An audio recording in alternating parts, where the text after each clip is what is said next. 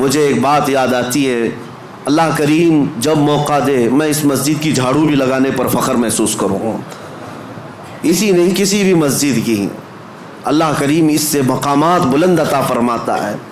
آپ آتے ہیں مسجد میں، نماز پڑھنے کے بعد کوئی یہاں پر خادم کہاں ہے، امام کہاں ہے، مؤذن کہاں ہے، ان کو چلاتے مت بیٹھو، اگر کچرا دکھا تو سب سے پہلے بڑھ کر کے اٹھاؤ اور خود صاف کرو، اس حصے میں تم بھی شامل ہو جاؤ۔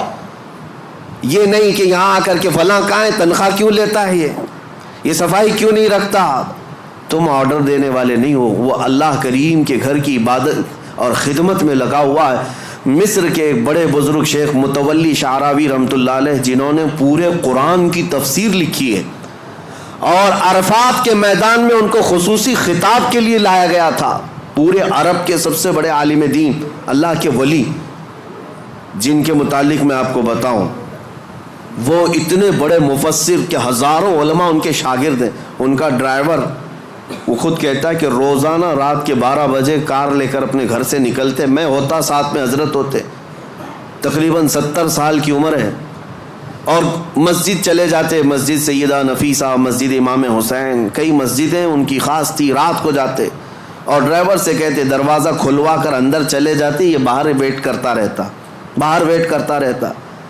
گھنٹہ 2 گھنٹے کے بعد آتے، ظاہر سی بات اللہ والے نماز پڑھ رہے ہوں گے، تہجد یا عبادت میں مصروف۔ برسوں یہ سلسلہ چلتا رہا۔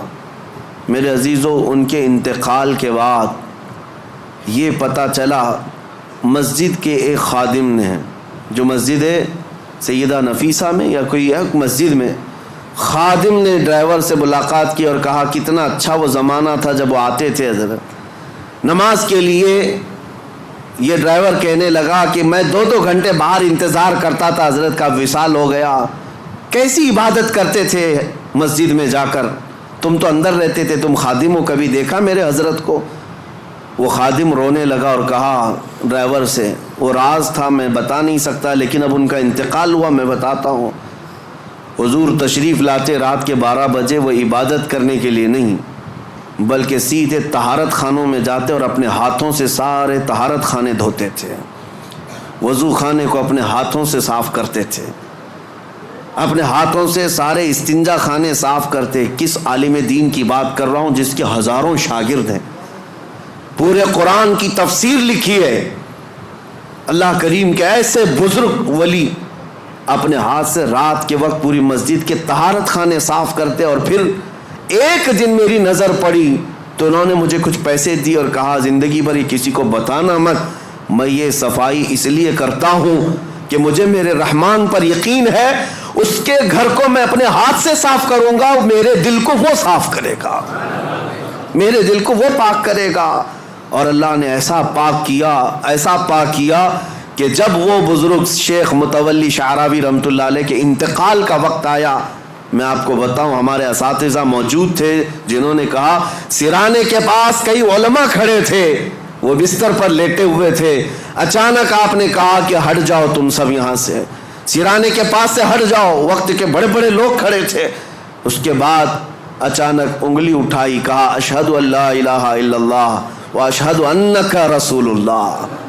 کلمہ طیبہ اسے نہیں پڑھتے، اشہد ان محمدن رسول اللہ، میں گواہی دیتا ہوں کہ اللہ کے سوا کوئی معبود نہیں، اور گواہی دیتا ہوں محمد صلی اللہ علیہ وسلم اللہ کے رسول ہے۔ کلمہ یہی ہے، پڑھتے ہوئے دنیا سے جائیں۔ لیکن آپ نے آخری وقت میں انگلی اٹھائی اور یوں کلمہ پڑھا، میں گواہی دیتا ہوں کہ اللہ کے سوا کوئی معبود نہیں، اور میں گواہی دیتا ہوں کہ آپ اللہ کے رسول ہیں۔ یہ اس وقت بندہ کہتا ہے جب رسول اللہ کو اپنے سامنے دیکھ رہا ہو، جب اپنے سامنے دیکھ رہا ہو تب یہ کہہ سکتا ہے انک رسول اللہ، آپ اللہ کے رسول ہیں۔ پھر ان کا وصال ہوا۔ علماء کرام کہتے ہیں کہ ہم نے ایسی موت کسی کی نہیں دیکھی جو انگلی اٹھا کر خود رسول اللہ کو دیکھ رہا ہو اور دنیا سے جا رہا ہو۔